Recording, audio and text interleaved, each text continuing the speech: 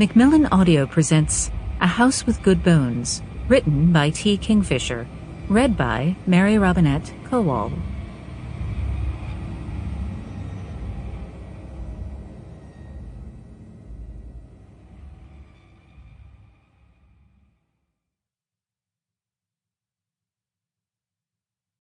This is for my grandmother, who was actually pretty awesome.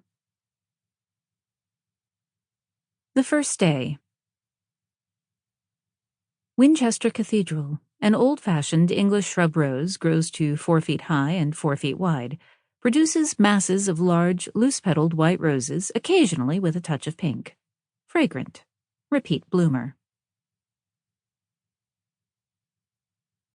Chapter 1. There was a vulture on the mailbox of my grandmother's house. As omens go, it doesn't get much more obvious than that. This was a black vulture, not a turkey vulture, but that's about as much as I could tell you. I have a biology degree, but it's in bugs, not birds. The only reason that I knew that much was because the identification key for vultures in North America is extremely straightforward. Does it have a black head? It's a black vulture. Does it have a red head?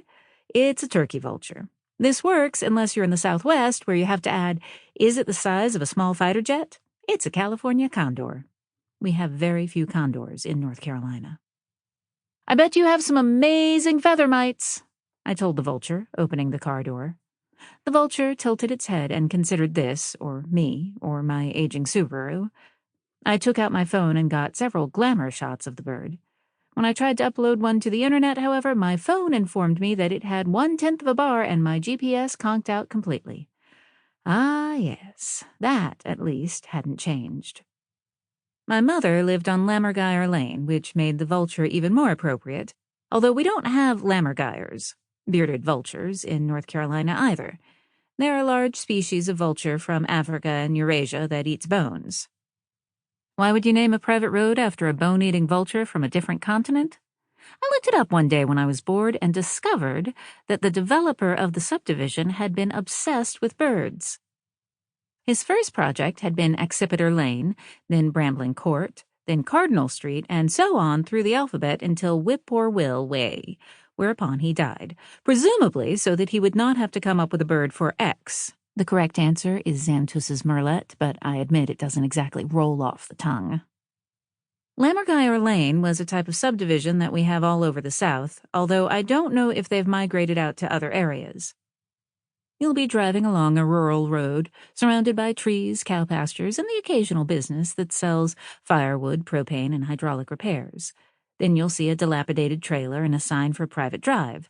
You turn onto the drive, and suddenly there are a dozen cookie-cutter houses lining the street, all with neat lawns. The road either terminates in a cul-de-sac or links up to another even more rural road. You are required by tradition to have the dilapidated trailer, which is generally owned by a grumpy survivalist who refuses to sell. Otherwise, the residents will have nothing to complain about and will become fractious. My grandmother, that odd, frustrating woman, had bought the third house on the right side of the street and lived there for a number of years. We moved in with her for a year when I was 10, then Mom managed to get us an apartment and we moved out again. Then Gran May died when I was 14 and we moved back in. Now I was 32 and here yet again. The subdivision looked exactly the same as it had when I left.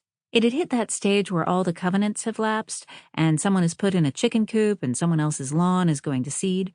I approve of this. It supports far more insect life. And there's a truck on blocks tucked almost out of sight behind a shed. Subdivisions can persist in this particular developmental stage for decades before they finally pupate into their adult form and become a neighborhood ripe for parasitizing by developers. I looked across the street at Mr. Presley's house. Was he still alive? He had to be in his 80s by now. Yep, sure enough. The curtains on the big window were just slightly cracked, and I could make out the outline of a pair of binoculars. Mr. Presley was a one-man neighborhood watch, whether the neighborhood wanted it or not. He was convinced that rural North Carolina was a hotbed of murderous activity. If I didn't get moving soon, he'd probably call the cops on me. Put out an APB on the fat woman with Sample complete. Ready to continue?